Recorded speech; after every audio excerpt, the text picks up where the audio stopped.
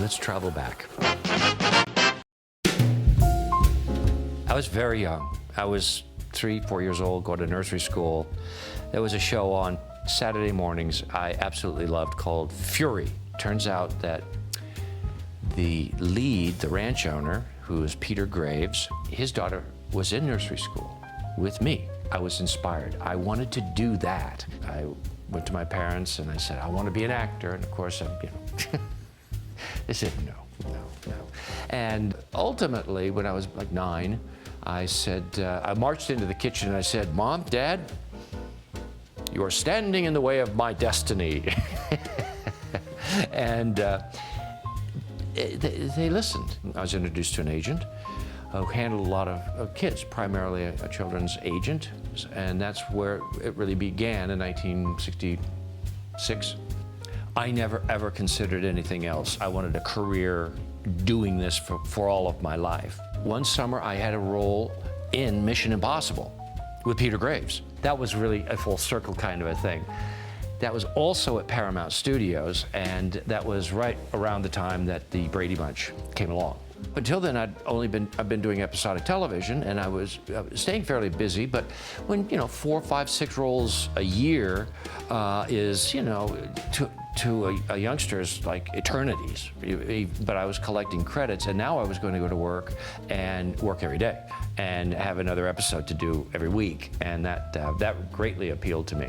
Plus, I was going to have a whole family, and I'm the youngest of 3 boys in my family growing up, and now I was going to get to be the oldest of not just 3 boys, but 3 girls as well.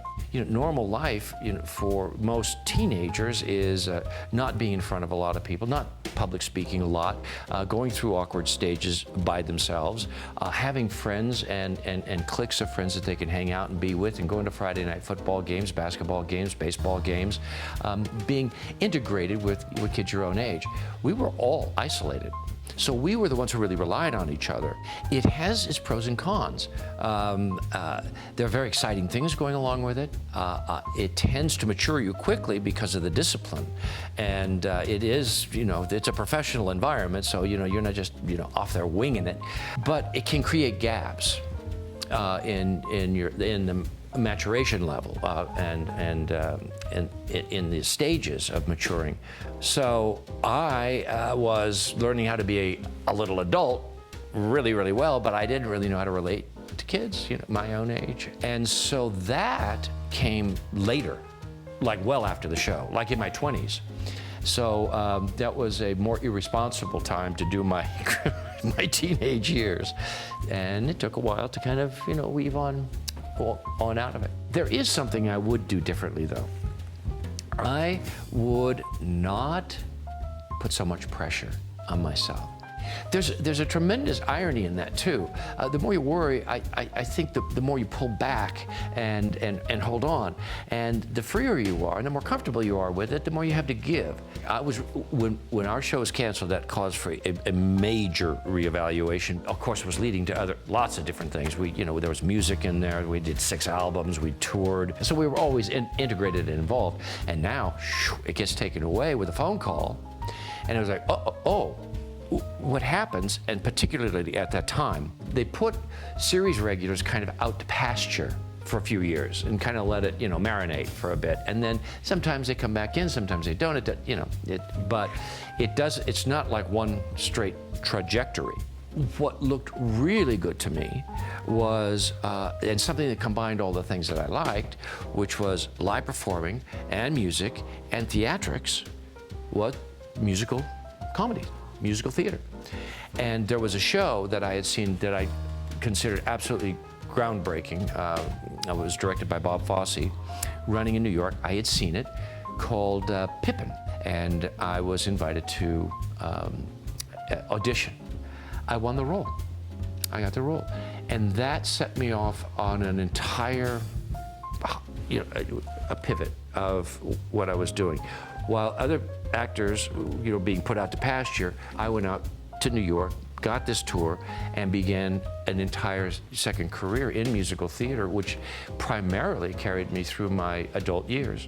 Well, let's talk about new theater for a second. Yeah. First of all, this is my 3rd time experience with doing play here. It's a big commitment. It's 3 months, so you kind of move your life here for a bit.